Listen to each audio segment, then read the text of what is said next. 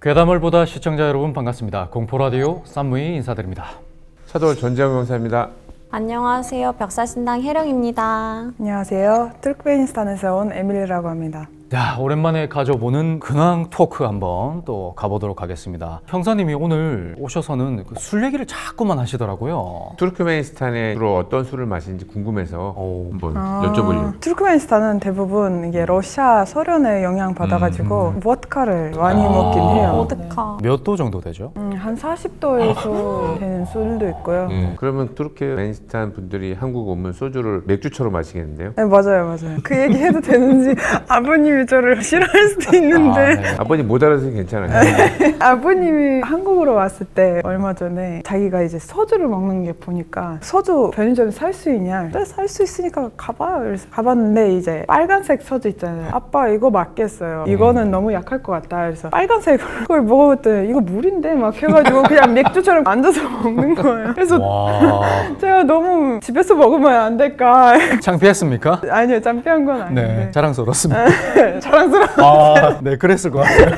야, 물처럼 소주를, 그것도 빨간 딱지를. 네. 우리나라에도 그런 사람이 있대요. 소주 1,500원인가요? 얼마인가? 그러면 1,400원을 딱 준대요. 그러면 100원을 더 주셔야 된다면 그걸 닦아서 원샷을 하고 병. 병 아, 100원요? 100원이 그런 사람이 있다고 하더라고요. 혹시 일기인가요? 아, 형사님이 회식 때 보면 술을 정말 아니 저희 회식할 때 보면 술을 거의 안 드세요 아무도. 저만 먹는 것 같아요. 형사님을 위해서 안 먹는 겁니다. 모자랄까 봐요.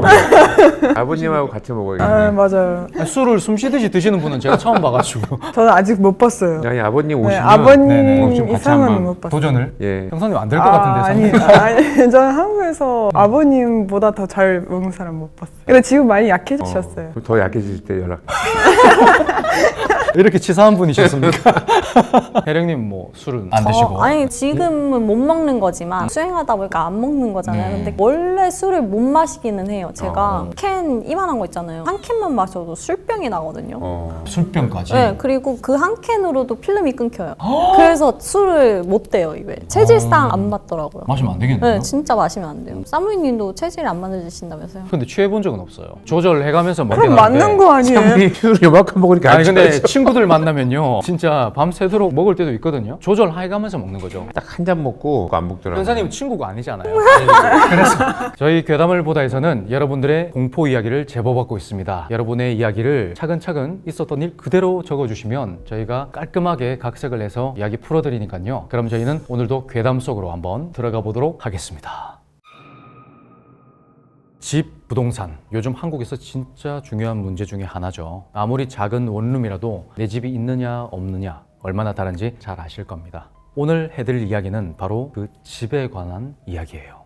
사연의 주인공인 민성 씨. 민성 씨는 현재 모 업체에서 외부 마케팅 팀장을 맡고 있습니다. 워낙 평소에 성격이 좋고 사교성이 훌륭해서 협력 업체와도 관계가 굉장히 좋았어요. 하지만 이런 민성 씨에게도 최근에 큰 고민거리가 하나 생겼는데 바로 반년 전부터 살기 시작한 집에 문제가 있는 거죠. 사건의 시작은 약 8개월 전으로 거슬러 올라갑니다. 당시 민성 씨를 제외한 어머니와 아버지 그리고 여동생은 대구 대명동에 있는 모 빌라에서 거주 중이었어요. 평소에 집터에 관해서는 깐깐하기 이를 데 없는 어머니께서 직접 고르신 빌라였죠. 거의 의붓자매 수준으로 친한 무당이 있었는데 그 무당도 이래요. 야, 이 동네에서 이 집만큼 좋은 집터를 가진 집은 없다.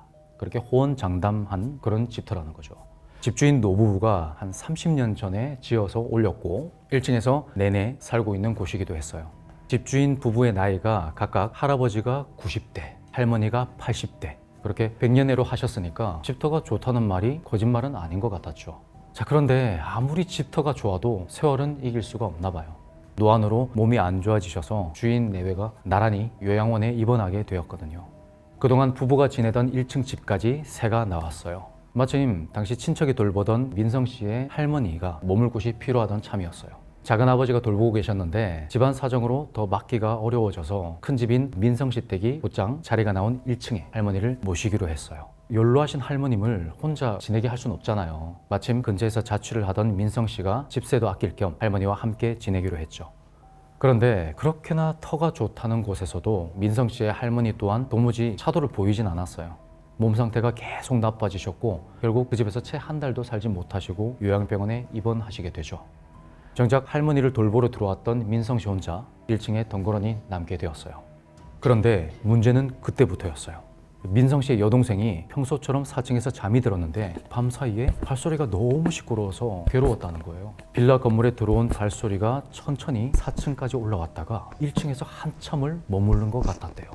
사실 이것까진 뭐 놀랄 일은 아니잖아요. 워낙 옛날에 지어진 건물이기도 했고 방음이 안 좋아서 그랬다 생각하면 말도 안 되는 일은 아니었어요. 여동생도 어디 길 잃은 노숙자가 잠잘 곳을 찾아서 들어왔다가 나가겠거니 그렇게 생각했고요. 그런데요, 그 일이 있고 이틀 후에 그 집주인 부부 있죠. 그 노부부가 돌아가신 거예요. 야, 그 얘기를 들으니까 혹시 그때 왔던 게 저승사자가 아니었나 그런 생각까지는 했답니다. 30년을 내리 한 곳에 살다 보니까 그러다가 요양원에 들어가셨으니까 이 저승사자가 길을 못 찾을 만했다 하고요. 그러다가 민성 씨의 할머님이 요양병원에 입원하시고 며칠 뒤에 마침 민성 씨 혼자 산다는 얘기를 들은 여자친구가 집에 오게 되었어요. 새벽까지 일하는 때가 많았던 민성 씨 대신 집안 정리를 좀 도와주려고 온 거죠. 그렇게 정리를 좀 도와주고 민성 씨가 쓰던 침대에 누워서 잠이 들었는데, 그런데요, 꿈속에서 웬 처음 보는 남녀가 뭐라 막 속삭이더라는 거예요. 잘 알아들을 순 없지만 키득거리면서 말하는 게 꼭 음담패설을 하는 것 같더래요. 굉장히 찝찝한 꿈이었죠. 갑자기 잠자리가 바뀌어서 이랬겠거니 하고 그냥 넘어갔답니다. 그런데 어쩌다 한 번씩 민성 씨네 집에서 여자친구가 잘 때면 계속해서 이상한 일을 겪는 거예요. 보통 아까도 말했다시피 민성 씨가 새벽이 되어서야 들어오다 보니까 밤에 여자친구는 혼자서 자는 일이 많았는데, 어느 날은 침대에서 잠을 자고 있는데 눈을 떠보니까 앞에 웬 남자 형체가 있더라는 거예요. 시커먼 게 제대로 보이진 않았지만 덩치로 보아하니 남자로 보였대요. 당시 쓰던 침대가 싱글은 아니어서 사이즈가 좀 있는 편이긴 했거든요. 근데 두 사람이 누우면 딱 붙는 그런 정도의 크기였어요. 결론적으로 그 여자친구분과 그 검은 형체가 거의 닿을 듯 말 듯한 그런 상황이었던 거예요. 다행히도 놀라서 여자친구분이 벌떡 일어났고 그 순간에 그 검은 형체는 사라지고 없었습니다. 뿐만 아니라 그로부터 며칠 뒤에는 아예 가위에 눌리기도 했어요. 잠을 자고 있는데 숨이 막혀서 눈을 떠보니까 며칠 전에 찾아왔던 그 검은 형체 있죠. 남자로 추정되는 그것이 침대 옆에 서서는 여자친구를 가만히 내려다보고 있는 거예요. 그런데 이것보다 더 심각한 건요, 그로부터 일주일 후에 일어났습니다. 자다가 얼핏 깨보니까 뒤쪽에서 민성 씨가 이 여자친구분 얼굴을 참 사랑스럽게 막 쓰다듬고 있더래요. 그 자세가 어땠냐면 팔베개를 해주듯이 이렇게 감싸 안고 뒤에서 이렇게 쓰다듬는 그런 모양새였대요. 평소에도 사이가 워낙 좋아서 민성 씨가 잠자다가 깨서 이러구나 했는데, 그 순간에요, 갑자기 떠오른 거예요. 민성 씨가 그날도 새벽 늦게서야 들어온다는 사실을요. 깜짝 놀라서 몸을 일으켜 봤더니 그 민성 씨로 추정되는 그 형체는 온데간데 없었습니다. 거기까지 가니까 이 여자친구분이 이제는 도저히 안 되겠더래요. 그래도 명색이 남자친구가 새로 들어간 집이고, 그리고 남자친구 집에서 가위에 눌렸느니 뭐 귀신을 봤다느니 그런 소리를 하기 싫어서 그동안 참아왔는데 이제는 도저히 안 되겠다라는 거예요. 여자친구분이 그 민성 씨에게 이때까지 있었던 일을 그대로 설명했어요. 그동안 그 집에 살면서 뭐 이상한 일을 한 번도 겪은 적이 없던 민성 씨는 그 얘기를 들으니까 당연히 황당하죠. 근데 뭐 평소에 농담이나 거짓말을 하지 않던 여자친구라서 아예 안 믿을 수는 없었대요. 그렇게 고민하다가 이 집을 소개해준 어머니께 상담을 요청했어요. 여자친구가 이러이러한 일들을 겪었다더라. 아니 집터가 좋다더니 이게 무슨 일인지 모르겠다 하면서요. 근데 그 얘기를 어머니가 딱 들으시는데 눈이 커지세요. 알고 보니까요, 어머니가 그 할머니가 요양병원 들어가시기 전에 1층에 사셨잖아요. 약 한 달간. 그때 1층에서 주무신 적이 있는데 침대에서 똑같은 검은 형체를 봤다는 거예요. 그때는 그저 개꿈이려니 하고 넘어갔는데 이 민성 씨의 여자친구도 같은 장소에서 같은 증상을 겪었다니까 너무 놀라신 거죠. 어머니는 당장에 그 친하다던 무당 있잖아요. 무당에게 전화를 걸었어요. 그랬더니 무당이 한다는 말이 지방령 같대요. 다만 그동안은 잠잠했을 텐데 터줏대감이 떠나니까 자기들이 자리를 차지하려고 꼬이는 거랍니다. 그래서 터줏대감이 무슨 소리냐 하니까 아무리 사람이라도 한자리에서 30년을 넘게 살다 보면 자리가 생긴다나 봐요. 목 좋은 곳에서 내리 30년을 살다가 돌아가시니까 그렇게 활개를 치는 거라고요. 무당 말로는 굿 한 번이면 될 것 같긴 한데 라고 말하는데 어디 굿을 바로 하기가 쉽나요? 돈도 한두 푼도 아니고. 그렇게 어머니가 고민하는 사이에 이 민성 씨도 가만히 손을 놓고 있진 않았어요. 나름 백방으로 주변을 수소문해서 알아보니까 지인 소개로 어떤 사람을 소개받게 되었어요. 이분이 젊은 여성분이신데 한때는 무당 일을 하다가 지금은 다 내려놓고 평범한 가정주부로 살고 있는 분이었죠. 당장에 그분을 집으로 모셨어요. 왜 그런 말 있잖아요. 큰 병원 여러 군데를 다녀봐라. 그렇게 민성 씨도 교차 검증을 해보고 싶었던 거죠. 그런데요, 아무런 설명도 하지도 않았는데 그 여자분이 대뜸 그 민성 씨가 쓰는 침대를 가리키면서 저기 남자 하나 누웠네 이런 말을 하더라는 거예요. 그리고는 진짜 보기라도 하는 것처럼 그 외형을 술술 읊는데 같이 얘기를 듣고 있던 여자친구가 뒤로 넘어가려고 했대요. 무슨 문제인지도 아직 설명도 안 했는데 남자의 위치며 그 생김새를 똑같이 묘사하니까요. 게다가 또 하는 말이 남자뿐만 아니라 셋이 더 있대요. 여자 둘에 남자 둘이랍니다.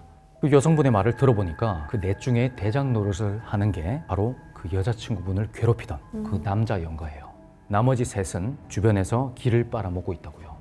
근데 그 여성분도 그 집을 어떻게 해주지 못했어요. 왜냐하면 자기는 어차피 지금은 무업을 내려놨고 구슬해줄 수도 없으니까. 그리고는 부적 한 장을 써주더니 이걸로 임시 방편을 하라고 합니다. 민성 씨 생각이 이 대놓고 굿 운운하면서 돈 달라 소리 안 하니까 오히려 그게 더 불안해지더래요. 그런데 놀랍게도요, 이 부적이 효험이 있었나 봐요. 당장 다음번에 여자친구가 집에 놀러 왔는데 이번엔 안 나타나더라는 거예요. 꿈에도 안 나오고 옆에도 없고요. 그런데 완전히 사라진 것도 아니었어요. 오랜만에 편하게 잠을 자고 있는데 창밖에서 노래 웅얼거리는 소리가 들려요. 그리고 여자 낄낄거리는 소리도 들리고요. 그러더니 노래 부르던 남자가 속삭이던 말도 들리는 거죠. 나와서 놀자. 안 괴롭힐게. 문 좀 열어봐. 이런 소리가요. 심지어 그 불투명한 유리창 너머로 안쪽을 기웃기웃 이렇게 쳐다보는 그런 기척도 느껴져요.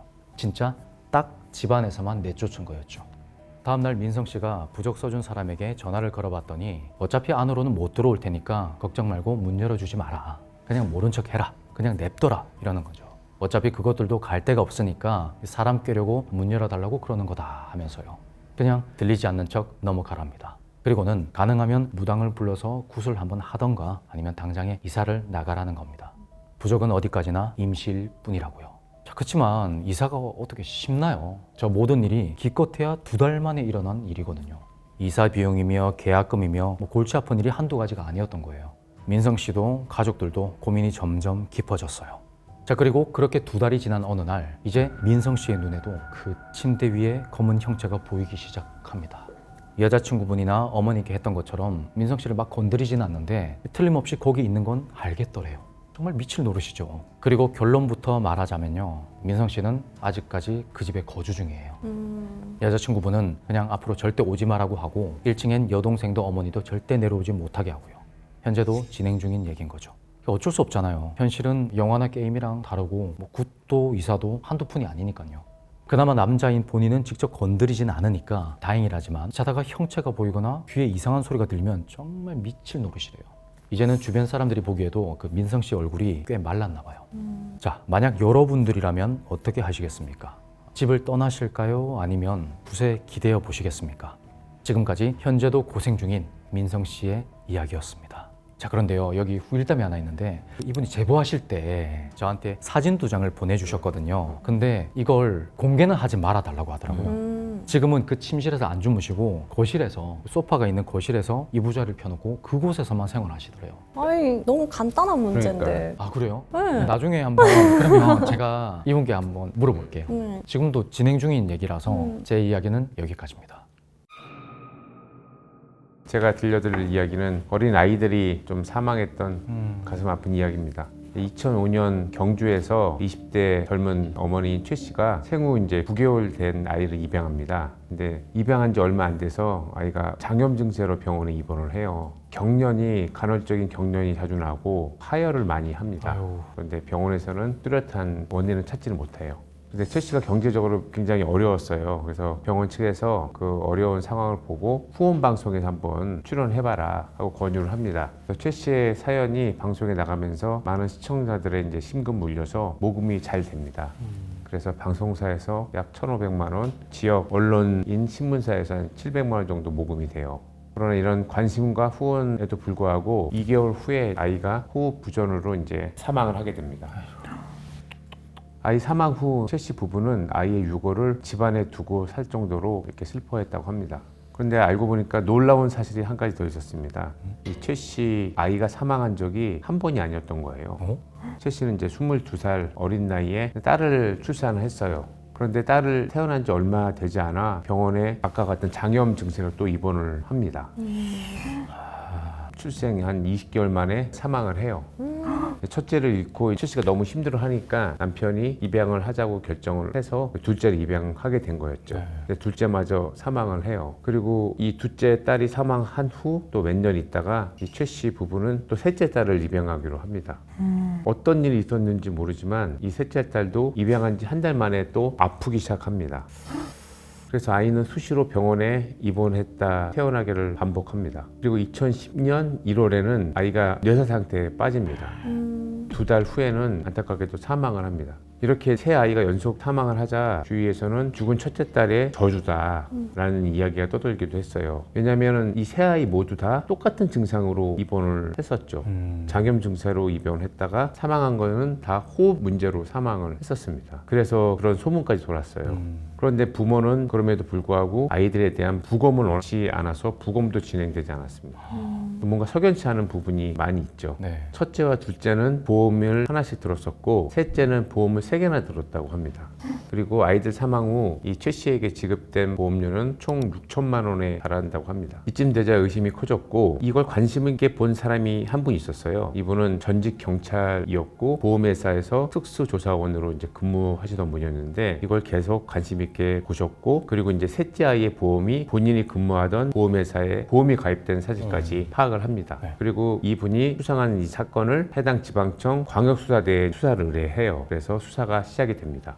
경찰은 최 씨 이후 대상으로 탐문 수사를 하는데 최 씨가 젖병도 소독하지 않고 그런 작은 아이한테 두유를 먹였다고 하는 진술을 확보를 합니다. 원래 갓난아이하고 영아들은 면역력이 되게 취약하기 때문에 젖병을 꼭 소독을 해야 됩니다. 그러니까 아이가 12개월 전까지는 굉장히 위생에 신경을 써야 되는데 최 씨는 그런 최소한의 가이드라인도 지키지 않은 거죠. 심지어 둘째 딸, 입양한 둘째 딸의 보험을 가입할 때는 본인이 임신한 것처럼 속여서 보험 설계사한테 그 가장 입원비가 많이 나오는, 할 수 있는 보험료가 많이 나오는 보험은 어떤 건지도 이제 물어봤다고 하더라고요. 그리고 결정적으로 셋째 아이가 병원에 서 있을 때 그 모습을 증언한 여고생이 있었어요. 같은 병실에 입원했던 여고생인데 최 씨의 셋째 아이 입원했던 바로 옆에 있던 여고생이었어요. 같은 병실. 예. 근데 보통 병실에 보면 커튼이 네. 쳐 있잖아요, 이렇게. 그 커튼 사이를 보니까 최 씨가 그 셋째 아이, 입양한 셋째 아이의 입을 막고 있었던 걸 목격을 합니다. 그리고 입을 막고 좀 있다가 간호사를 부르더니 애가 긴급한 걸 숨을 안 쉰다고 얘기를 해서 이제 그 아이가 중환자실로 가고 좀 있다가 이제 사망을 하게 된 거죠.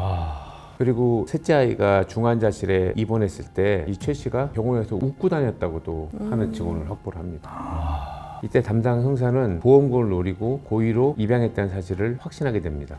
그래서 경찰은 최 씨를 체포합니다. 최 씨를 체포해서 신문을 하는데 최 씨는 본인이 불리할 때는 묵비권을 행사합니다. 그런데 최 씨의 검거 소식을 들은 남편이 찾아옵니다. 찾아와서 담당 형사가 여태까지의 이야기를 다 들려주니까 남편은 깜짝 놀랐어요. 그리고 남편이 잠깐만 시간을 달라고 해서 최 씨하고 남편이 한동안 얘기를 해요. 얘기를 한 다음에 최 씨가 심경의 변화를 일으켰고 그리고 이제 다 자백을 합니다. 최 씨는 첫째 딸이 사망하고 보험금을 받게 됩니다. 그러자 아이가 죽으니까 돈이 나오네 라는 생각을 하게 되었다고 합니다.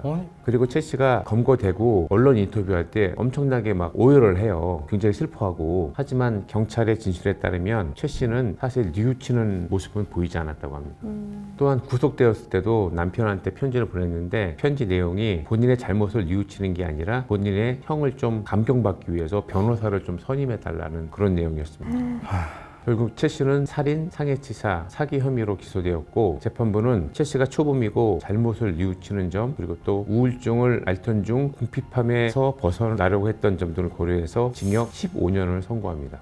최 씨는 형이 무겁다고 항소를 했지만 항소가 기각이 돼서 형이 확정이 됩니다. 저는 이제 아이들을 상대로 한 이런 범죄를 볼 때 너무 화가 너무 많이 납니다. 그렇죠. 사실 이 성인들이 해야 될 게 아이들이 진짜 잘 자라고 교육을 받고 우리 이제 사회의 한 구성원으로 될 수 있게 도와주는 게 성인들의 책임인데 이런 거를 하지는 못할 망정 아이들을 범죄에 이용하고 목숨을 빼앗고 보험금 그 얼마 된다고 보험금을 타는 그런 사람들을 보면 진짜 너무 화가 많이 납니다. 진짜 악마네요. 악마. 예, 너무 슬프고 화가 많이 나고 이 최 씨 때문에 단돈 6천만 원 때문에 세 아이가 다 목숨을 잃은 거잖아요. 첫째 아이는 실수로 그랬다고 해도 부모가 돼가지고 아이의 젖병을 소독해야 되는 그런 기본 상식도 모른다는 게 사실 준비가 안 된 거고 모든 게 준비가 안 된 거죠. 네. 엄마가 될 준비가 안 된 사람이 엄마가 돼서 벌어진 행동이고 너무 비극적이라고 생각합니다. 과연 몰랐을까 싶기도 합니다. 그렇죠. 그럴 수도 있죠. 첫째가 죽고 입양한 둘째 딸이 죽었어요. 그런데 어떻게 셋째가 입양이 가능했을까요? 그러니까 그런 게 저도 이해가 좀 안 되네요. 이해가 안 갑니다. 네. 어디서 담당하는지는 정확히 모르겠는데 사실 아이를 입양할 때 그 전에 아이가 어떻게 됐는 걸 한번 봐야 되고 그럼요. 특히 이제 제일 봐야 될 게 보험 관계를 보면 아, 명확하게 떨어지는데 여기 좀 맹점이 있는 것 같아요. 음. 뭔가 사각지대가 있는 것 같습니다. 그냥 쉽게 생각해도 답이 나오는데 답이 나오는 건데 근데 우리 사회가 의외로 상식적으로 볼 수 없는 부분이 좀 많이 있습니다.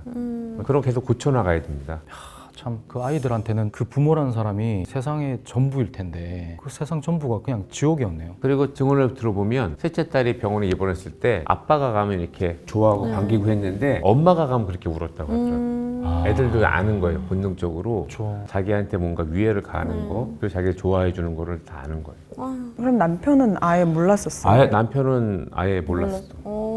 그게 조금 의외였긴 했어요. 남편도 좀 답답하죠. 그러고 더 몰랐다는 네. 자격 심사를 좀 강화할 필요가 있겠네요. 진짜. 것도. 예, 정말. 입양은 정말 강화해야 됩니다. 네. 그리고 또 입양돼서 학대를 받는 애들이 저희들 보면 좀 나오잖아요. 네. 잘 살면 다행인데 그냥 잘못된 부모 만나서 학대 받는 가능성도 있기 때문에 참 가슴 아픈 사연이었습니다. 자, 오늘은 무당에게 이름에 관한 주제로 이야기를 나눠볼까 합니다. 이름이 바뀌면 운명이 바뀌나요? 바뀔까요?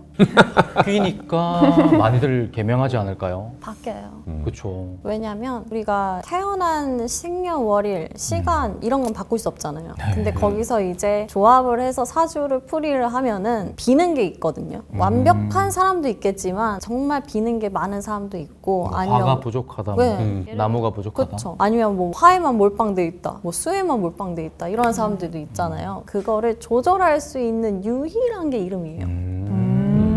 이름은 한자로도 많이 저희가 획수를 보고 따지고 하면서 거기에 비어져 있는 오행들을 채워주고 평준화를 만들어줄 수 있는 거거든요. 그래서 운명이 바뀔 수 있다. 운명을 많이 바꿨죠, 제가. 바꿨어요.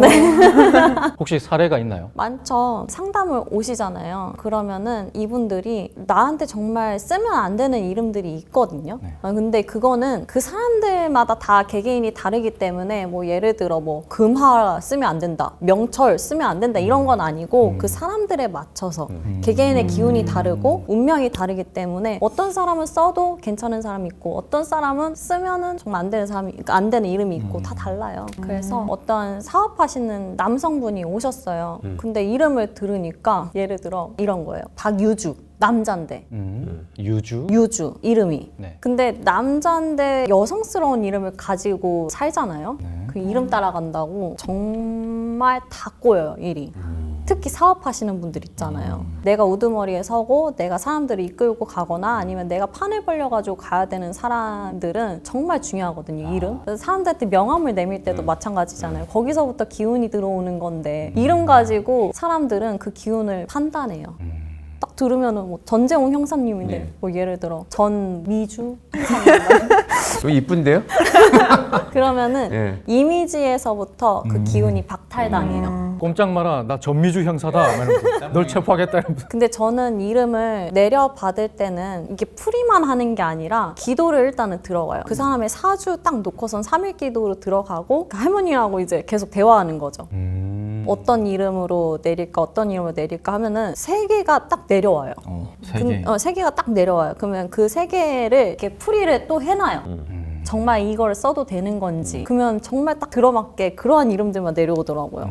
그래서 그 이름을 가지고 사업하시는 분한테 드렸고 그 사람이 이제 개명을 신청하자마자 일이 잘 풀렸어요.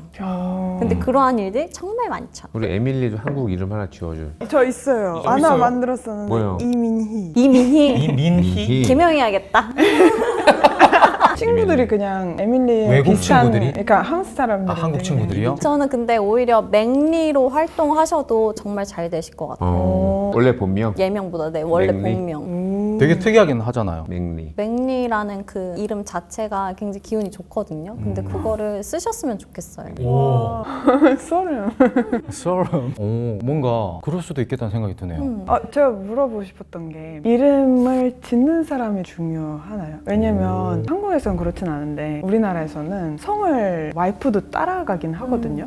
와이프까지 따라가고 애기들도 따라가잖아요. 근데 이름은 무조건 어머니가 줘야 된다고 그런 게 좀 있어요. 아빠가 성을 주면 이름은 엄마가 줘야 된다. 그리고 뱃속에 있으면 엄마가 가끔 어떤 이름을 줘야 되는지 잘 더 느낀 건 있더라고요. 그래서 그게 중요한지 좀 궁금했었어요. 근데 거기에 이제 문화라고 하면 충분히 그러한 기운들은 있을 거라고 생각을 해요. 근데 이름은 정말 가까운 사람이 지어주는 게 저도 좋다고 생각하거든요. 그 사람의 운명과 가까운 사람. 근데 어머니라고 하니까 아무래도 태출하고 이어져 있는 그 어머니라면 충분히 네. 성은 뭐예요? 야, 성은 테제노바. 근데 제 이름을 어머니가 아니고 언니들은 지었어요. 그래서 제가 언니들은 훨씬 더 엄마보다 무서워하고 존중하는 그게 더 세요. 예를 들어 엄마랑 얘기 다 해도 되는데 언니들한테는 다 얘기를 못 들어내요. 약간 엄마 같은 그런 사이 같은 게 오, 있어요. 신기하네요. 나이 차이도 있고 그런. 네, 나이 차이 맞아요. 있어요. 나이도 차이가 있고 있나 봐요. 엄마 아빠는 허락해줄 것 같은데 언니들은 허락 안 해줄 것 같은 이런 느낌. 근데 제가 그 나라를 잘 모르기는 하지만 나라 자체가 굉장히 영적으로 밝은 나라처럼 느껴지거든요. 그래서 언니들도 그러한 기운이 있지 않을까. 여기를 떠오르면은 그러한 모습들, 이미지들이 막 스쳐 지나가요. 그래요? 근데 이름도 약간 그 트렌드가 있잖아요. 맞아요. 맞아요. 네. 맞아요. 지금 이름이 있고. 맞아요. 한때는 이제 한국식 이름, 이슬이, 보람이 그런 이름이 유행했던 시기죠. 아, 순 한글 이름이요. 예, 네. 계속 트렌드가 바뀌잖아요. 네. 그건 어떻게 생각하세요? 트렌드가 바뀌면 트렌드가 바뀌는 대로 이제 철학하시는 분들은 한자도 뽑을 거고, 예를 들어 이렇게 음절로 얘기하는 것도 굉장히 중요하거든요. 사람마다 다 다르겠지만 민철이라는 이름이 정말 불렀을 때 그게 잘 어울리는 직업군을 가지거나 잘 어울리는 어떠한 것들을 하고 계시는 분이라고 하면은 그것 또한 중요해요. 음절로 이렇게 불러졌을 때 그것도 그런 것도 다 따져요. 이름마다 양음 다 들어가고 획수도 들어가고 기운이 있기 때문에 네. 그리고 한자에 귀신령, 우리 신령령도 있지만 귀신령도 있고 그러한 거를 쓰는 사람이 있어요. 저는 해령이잖아요. 해령인데 일반 사람이 해령을 썼을 때 령자 귀신령이 붙는 사람들도 있고 하거든요. 그러면 그러한 거는 안 좋다. 안 좋아요? 쓰면 안 된다. 그거는 무당들은 써도 되는데 무당들. 네, 일반인이 쓰기에는 해령님의 령은 무슨 령이에요? 그럼? 저는 신령, 네, 신령. 령이고 그리고 예를 들어 뭐 불화, 쇠금, 너무 세다. 물수 이런 걸 쓰시는 분들이 있거든요. 호랑이, 호. 그것도 안 좋다며. 네, 그것도 이름이 감당할 수 있는 직업군이면 괜찮아요. 뭐 형사님처럼 예. 형사라든지 나랏밥을 드시고 계시는 분들이면 충분히 써도 되는 거지만 그게 아닌 분들은 쓰시면 오히려 이름의 기운이 꺾여요.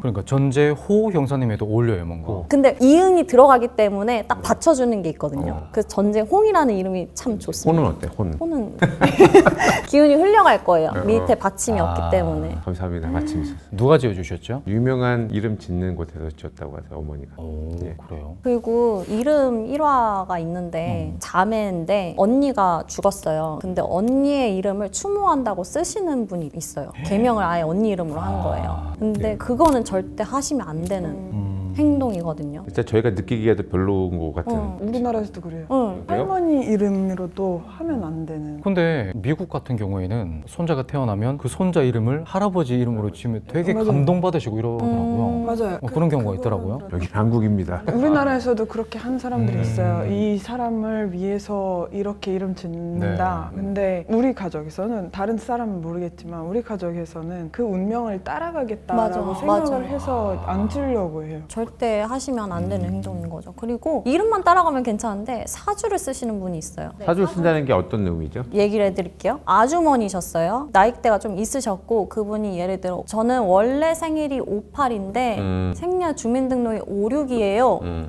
너무 이상하잖아요. 네. 그게 무슨 말이에요? 라고 했더니 알고 보니까 언니가 돌아가시고 언니의 사주를 쓰고 동생을 사망신고를 한 거예요. 그러니까 언니의 사주를 쓰는 거죠.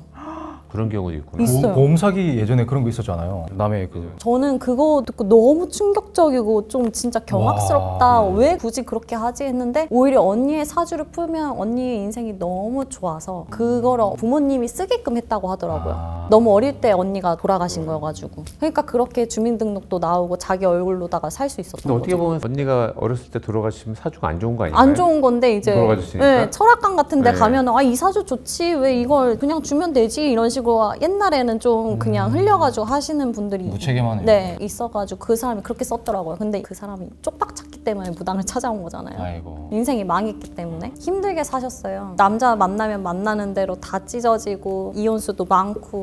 많아요 이혼수가? 네, 와. 3번이나 제가 좀 그럼 질문. 제 친구가 원래 25일 날 크리스마스 데이에 태어났는데 그때 무슨 문제로 여권에 26일로 써 있는 거예요. 그걸 안 고치고 그냥 그대로 가가지고 서류를 다 고치는 거 좀 어렵잖아요. 그런 경우에는 그 사람이 그 사주로 사는 거예요. 그거는 아니에요. 그냥 그거는 표면상에 보여지는 그런 분들이 꽤 있으세요. 예전에는 뭐 하루 이틀 늦어가지고 뭐 맞아요. 이렇게 했어요. 네. 그래서 저 원래 생활은 이거예요 라고 하시는 분이 진짜 덜어 있으시거든요. 근데 그래서 그러한 거는 괜찮은데 이제 남의 거를 쓰는 게 문제가 되는 거죠. 자 그럼 혜령님 당장 진짜 당장 이름을 바꿔야 되는 사람들의 특징이 있을까요? 아까도 말씀을 네. 드렸지만 한자가 정말 중요하거든요. 우리가 뭐 한자가 여러 개가 있는데 정말 꽃화도 있고 여러 화라는 게 있잖아요. 네. 근데 꼭 굳이 불화자를 써가지고 환란에 막 힘들어하시는 분들도 많고 정말 우리가 악어로 쓰기는 하지만 다령, 해령, 해도 여의자도 있고 한데 굳이 그 귀신 영자를 붙여가지고 그런 애들이 귀신을 또 본다고 하더라고요. 실제로. 그래서 그런 애들은 빨리 이름을 바꿔라 이렇게 얘기를 하기도 하고 남자가 여자 이름 쓰는 거, 여자가 남자 이름 쓰는 거, 여자가 중성적인 이름을 써도 위험하거든요. 근데 그 여자가 어떠한 기운을 가지고 있냐에 따라서 다르긴 하지만 그러한 거는 빨리 바꿔주시는 게 좋아요. 안 그러면은 제대로 인생을 못 살아요. 이름 때문에. 우리가 타고난 기운이 있는데 이름에서 딱 막혀서 타고난 대로 못 살기도 하고 직업적으로도 잡고 가기가 힘들어요. 내 업을 제대로 잡고 가기가 힘들어요. 그래서 그러한 분들은 빨리 이름을 바꿔줘라 이렇게 얘기를 하죠. 그러면 혜령님이 생각하는 가장 최고의 이름은 하나 꼽아주신다면? 아인, 아인? 여자아이, 여자 아인? 아인. 아인, 성은 상관없이요? 성도 분명히 중요하긴 하겠지만 그 이름은 대체적으로 사람들한테 사랑을 많이 받을 수 있는 이름이에요. 아인. 대체적으로.